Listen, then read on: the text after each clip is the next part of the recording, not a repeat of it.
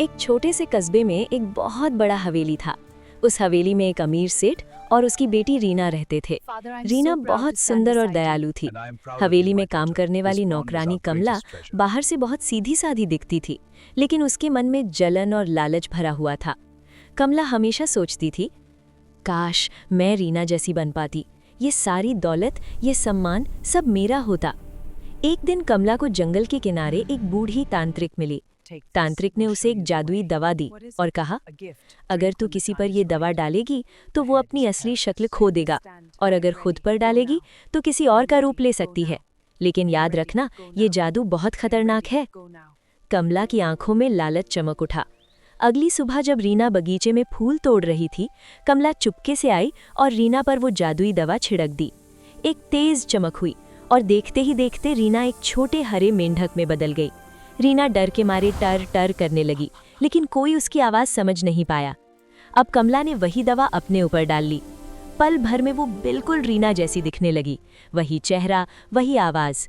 कमला ने मेंढक बनी रीना को कपड़े में बांधा और उसे हवेली से बाहर ले गई। वो उसे तालाब के पास ले जाकर जोर जोर से हंसने लगी। अब ये जिंदगी मेरी है, कहकर उसने रीना को तालाब में फेंक दिया। लेकिन किस्मत को कुछ और ही मंजूर था। तालाब में एक पुराना जादुई कमल खिला हुआ था। जैसे ही मेंढक बनी रीना पानी में गिरी, कमल की रोशनी फैल गई। रीना को होश आने लगा।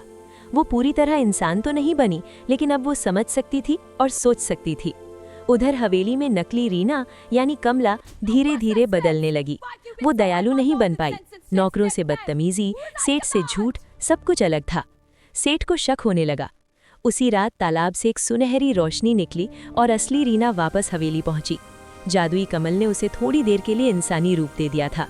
रीना ने सारी सच्चाई अपने पिता को बता दी। अगली सुबह तांत्रिक खुद हवेली आई और बोली, जिसने लालच में जादू का गलत इस्तेमाल किया है उसे सजा मिलेगी। तुरंत कमला का नकली रूप टूट गया। वो खुद मेंढक बन गई और हमेशा के लिए तालाब में रहने को मजबूर हो गई। रीना पूरी तरह इंसान बन गई।